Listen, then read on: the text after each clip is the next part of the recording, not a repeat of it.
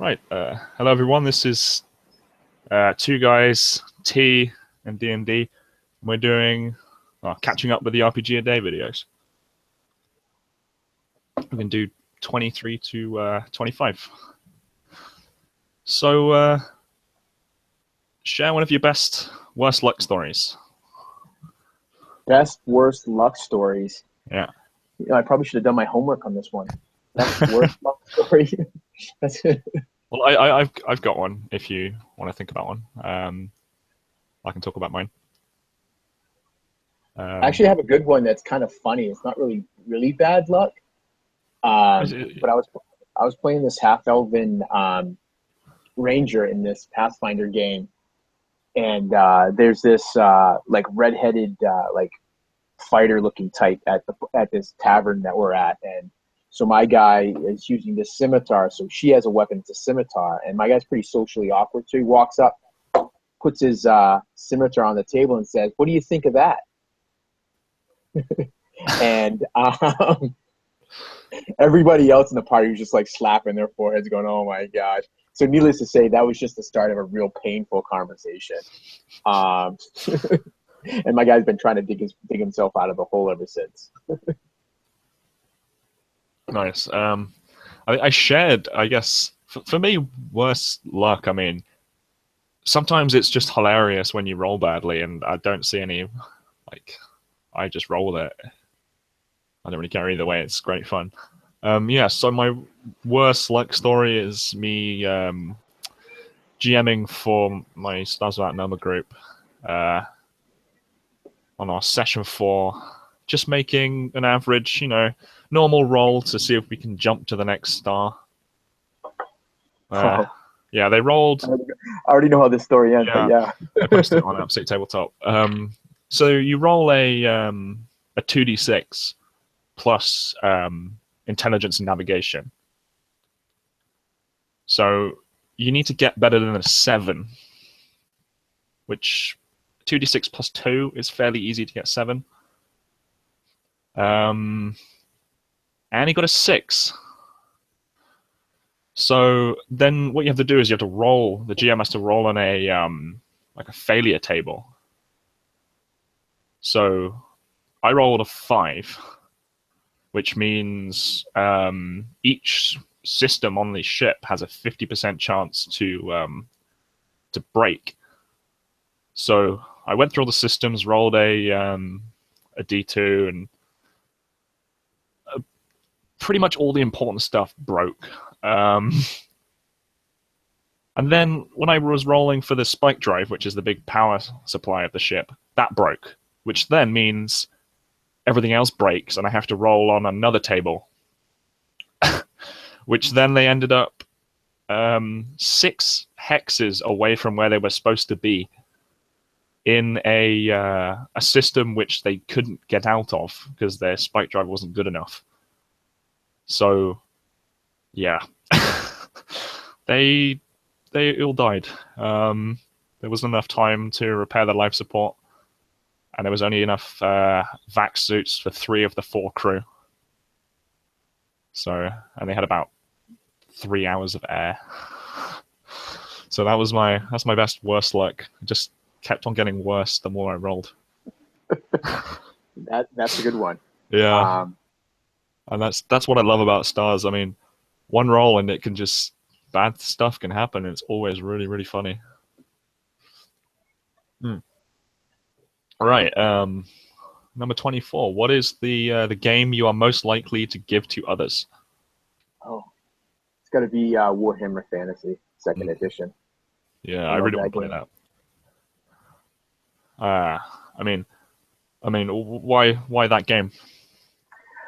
I just love the lore of the Warhammer Fantasy. I love the simplicity of the system, and what I like about 2nd edition is I played a lot of 1st edition. Is they really fixed a lot of bugs that were in the 1st edition and made it they streamlined it a lot better. It plays really well. It's conducive to some really good role playing, but you still get the actual roles in there as well. So yeah, that's what I love about it. Yeah, for me, it's got to be Stars Without Number. Honestly, it's it's simple to play, easy to learn. Character creation takes a minute, pretty much. Um, you just roll your ability scores, pick some backgrounds, and off you go. And just the combat's hard, so it's more about role playing your way out of combat, because you can one shot an NPC as easily as they can one shot you. So, because my character at the moment has got 1 HP, and some of the guns do 1d10 plus 2 damage, so I'm dead if I even get scratched. Yeah. So we're both gritty game lovers, for sure. Yeah. Yeah, I like these sort of harder games which sort of give way to a lot more teamwork. There's no sort of special snowflake who can do lots of things just by themselves, which is great. No, I definitely I agree. You're truly heroic, like, or die trying. Exactly. Right. Number 25. What makes for a good character? What makes for a good character? Well, Yep, for me, that's a hard one. it's the sell. A good character is when the other folks around the table are sold on it. They really truly believe that that's something more than just a sheet of paper in front of the player. So when you make that character your own and breathe some life into it, that's, I think, what does it for me. Yeah, if everyone's listening to you, like really focused, listening to you play your character, that's a great feeling. You've made a good one then if everyone's paying attention. Right on, for sure. So for me, well, I think not necessarily having like an accent, but just something different about a voice. Sometimes a voice can make a character. Like if he's got like a particular way of speaking that's really different from you, and the way they sort of express themselves.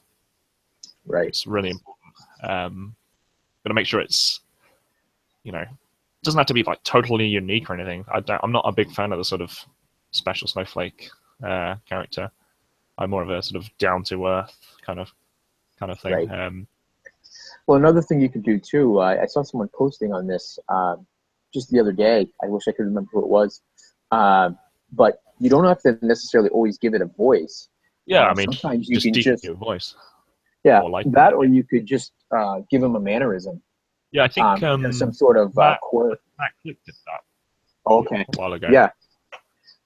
Yeah. So I think I did that one time in a GURP game. I had this really old wizard, like he was like 70 something, and obviously he talked like an old man, but the mannerism that I gave him was he was always like talking to things that weren't there. And it just kind of brought that character alive. Yeah, it's those little sort of eccentricities which players remember about other people's characters. Right, for sure. Yeah, it kind of separates them. You want you want to stand out from the rest of the group. And I don't. You want to stand out without being too like over the top with it. Right. That's what I was gonna say. You want to stand out, but you don't want to be like stealing the limelight. You want to be like a group of 4 or 5 or however many players standing out in the group, not carbon copies of one another. Yeah, for sure. So, what do you guys think? Feel free to leave a comment below. Slap a like if you like it, and if you don't like it, slap that button too, and subscribe. And make sure you drink plenty of tea. It's great. Right on. So, it's Lionel. This is Harry, and we'll see you next time.